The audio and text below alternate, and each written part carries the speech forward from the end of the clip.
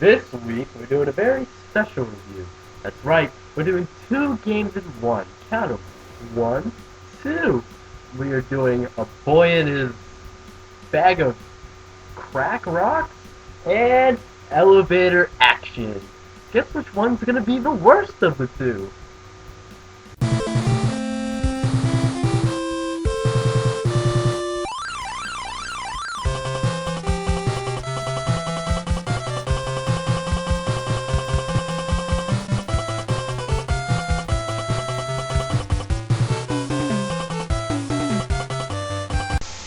This week's review, A Boy and His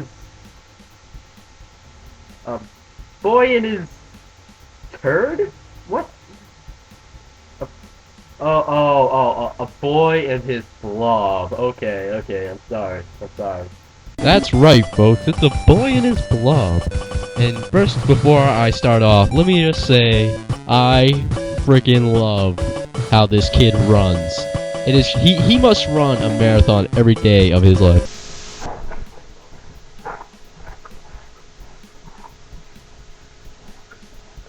First off, let me say, there is a big flaw with the run. Look it, when you run, the blob is not right behind you. And even they knew they fucked up. Because they put it in a whole button that was devoted to whistling for your blob to come. Alright, so by now I'm sure you all have noticed the jelly beans. Now, what's up with the jelly beans? Now, the jelly beans are used to change your blob into different shapes. One's a ladder, and then, oh look, another use for the whistle. If you whistle, it turns back into the bag of shit that it is. The white, it actually looks like a bag of Coke. Yes, it's a bag of Coke, because the people who made this game are crackheads. Yeah, I said it. Anyways, you use the beans, and they'll transform into items that can help you get around obstacles, and all sorts of things like that. And it's easy to tell which bean does what, because the beginning letter of every bean, well, for the most part, will be what the action really is. And here's the biggest waste of them all, the ketchup jelly bean. No matter how many times I try, no how many times I wanted to, it will not eat the freaking ketchup jelly bean. It just refuses. The game refuses to obey my command. This has to be, by far, the biggest waste of programming ever. Why would you throw in an object that does nothing? Just to tease you with it. It does nothing at all, but they just throw in this ketchup jelly bean for no apparent reason. Now, this part, by far, is the part that pisses me off the most. It starts off with these little bouncy white things. I have no clue what the frig they are, and if you do not time this just right, it is going to screw you over for life. But see, you're sliding all over the friggin' place. So, even they're just sliding, it will friggin' kill you. Oh shit, see, I almost just died. And then there's the frickin' cherries. The cherries keep killing me. I have no idea how to get past this part. This is a funny thing, it's gonna make you laugh, you know, ha ha ha. No matter how many times I try this, I keep getting hit by this freaking thing. Turns out, I forgot to get a certain jelly bean in the first level, so this is pointless right now. I can't even beat the game. Okay, screw this game, I am freaking done. I'm going to grab the blob beans and trade them with cyanide pills, so that nobody else has to suffer this blob again. I would rather rub caterpillars all over my nuts than play this game even more. So, forget this, next game.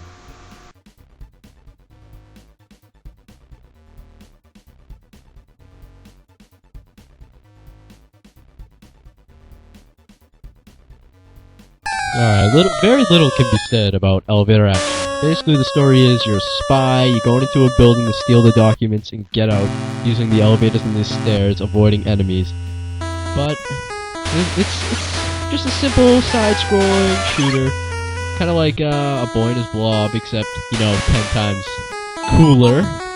But it's kind of really just repetitive, just going up and down, up and down. Still a fun game to play, though. You get really into it until the later levels, like there's 10 times more enemies, the elevators are going faster. But the basic problem I have with it is there are so many freaking ways to die, and the controls are a little stiff. One way to die is simply you miss the elevator and you fall off. But then this game gets totally cruel on you. The people can shoot you and you'll die. You can freaking. This is the craziest out of all of them. You can literally get crushed by an elevator. Yes, I'm not even kidding. You will get crushed by an elevator and the whole building will just destroy you. What kind of freaking building is this? It is obviously not up to code with its safety violations if you're being crushed by freaking elevators, right? So they should put some doors and some brakes on those elevators. They'll just keep going. I would not feel comfortable working there. Now, when I first started playing, I thought the only objective was to kill these guys and then get to the bottom. It turns out I was wrong. I had to get the files. Now, where are the files, you may be asking?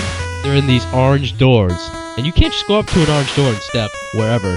You have to stand on this white little pad in order to get to the door. And not only with the doors will it be like that, you also have to do that when you're going up and down the stairs. It's such a hassle if you don't, because then you're just going to keep going back and forth, being like, what the hell, how come I can't go down the stairs? You're going to crouch down, but you have to stand on these white little pads, or else it will not work. Now after you get the files, you go down, you take the elevator down, and you go into this little cutscene kind of thing here, where you jump in your car, and you're just like, yeah, fuck you, I got your files, what are you going to do about it? Woo! Now, I know, not the most complex game in the world, but still, it's pretty fun. Just go up and down, shooting people, get those documents, you know? That's basically all it is. It's definitely funner than a Ford frickin' blob. So, this is this week's review. See you next week.